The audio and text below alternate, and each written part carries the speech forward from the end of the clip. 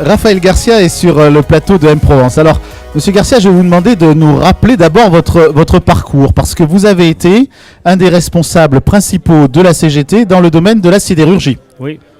Alors, si je dois résumer mon parcours en une phrase, je suis un ancien syndicaliste CGT devenu patron.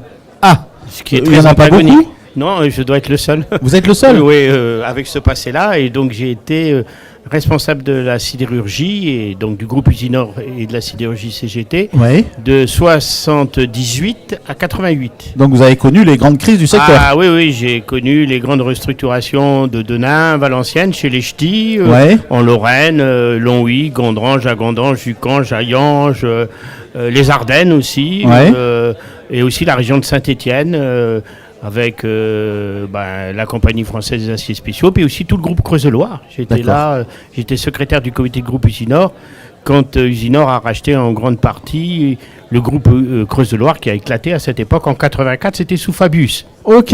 Et alors, qu'est-ce qui vous a amené à quitter la CGT ? J'ai été viré de la CGT. Ça existe, ça ? Ah oui, ça existait. Oui, je l'ai même vécu. Et pourquoi, si c'est pas indiscret ? Pourquoi ? Non, c'est pas indiscret. À cette époque, comme certains autres camarades, je me battais à l'intérieur de la CGT pour essayer, alors c'était peut-être un rêve, de déconnecter la CGT du Parti communiste. Alors, il faut quand même rappeler qu'à cette époque, le PC, c'était Georges Marchais. Le PC à 18%, ça n'a rien à voir avec le Parti communiste aujourd'hui. Krasuki, j'ai bien connu Georges Segui aussi, Krasuki. Et puis Brejnev en Russie. Donc, vous voyez, c'était du lourd. Et alors, vous êtes passé de la sidérurgie ? Et donc, j'ai eu le droit à un procès en 88 qui a duré 4 heures au siège de la CGT à Montreuil, avec 9 secrétaires fédéraux qui m'ont aligné, qui après m'ont dégagé du jour au lendemain. C'était très démocratique. D'accord. Voilà. Et alors, vous êtes passé donc à une autre vie, celle de chef d'entreprise, vous nous l'avez dit, mais aussi à une autre activité, parce que de la sidérurgie, vous êtes passé au digital. Oui, là, de digital depuis 5-6 mois. Donc, j'essaie de faire évoluer mon entreprise. Toutes les entreprises doivent évoluer, même si c'est des TPE. Et on est en train de fêter le 25e anniversaire de la création de ma boîte, de mon entreprise, Eurocèdre. Et donc, si on veut continuer, je ne dis pas fêter encore 25 ans de plus, mais si on veut évoluer et se transformer, se projeter, il faut qu'on passe au digital. Parce que, comme dirait l'autre, le digital, c'est maintenant. D'accord. Pas demain, c'est maintenant. Et vous êtes donc comme activité dans le conseil, dans le coaching, c'est-à-dire dans le conseil en relations sociales. Conseil en relations sociales. Stratégie syndicale, pour les entreprises, évidemment. Donc, vous mettez toute votre expérience de la CGT au service des entreprises. Voilà, c'est ça. Pour leur dire comment il faut négocier avec les syndicats. J'étais un vendu, donc j'ai vendu mon expérience sociale. Et qui se digitalise de plus en plus. Donc on est en train de faire des formations e-learning, du micro-learning, y compris de la communication digitale pour les managers, pour leur expliquer les éléments de la stratégie, des petites vidéos rapides. Donc je me définis maintenant comme l'artisan du digital. D'accord. Et vous faites même des émissions de télé ? Oui, entre autres, chez vous. D'accord. Et vous avez récupéré des archives, vous m'avez dit. Quand je suis parti, quand ils m'ont viré, j'avais les archives du syndicat que j'ai sauvées de la poubelle parce qu'ils étaient en train de les virer. Et donc, j'ai des archives du syndicat qui remontent à 1936.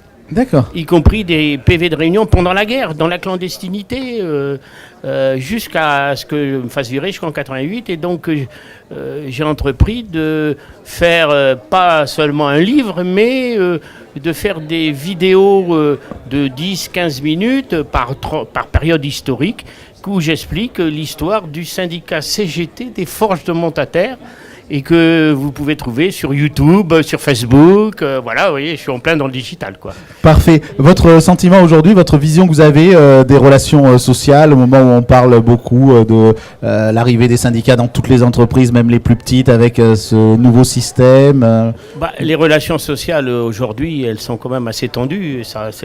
On vient de le vivre, et puis... Le 15 septembre, apparemment, c'est reparti un peu comme ça, mais dans des situations où les lois sont de plus en plus complexes pour les entreprises, pour les DRH, pour les managers. Donc une complexification des relations sociales et syndicales, avec des syndicats, pour certains, qui se radicalisent de plus en plus. Ça me rappelle la CGT des années communistes, et de ce qu'on appelait l'international syndical rouge, à cette époque. Et donc on a un syndicalisme aussi très affaibli et qui laisse la porte ouverte un peu à tout, et donc qui a des difficultés de représentativité dans l'entreprise, ce qui complique les choses, ce qui complique la donne. Et il faut dire que la loi travail aujourd'hui, elle n'arrange pas les choses. Merci de votre présence avec nous. À bientôt.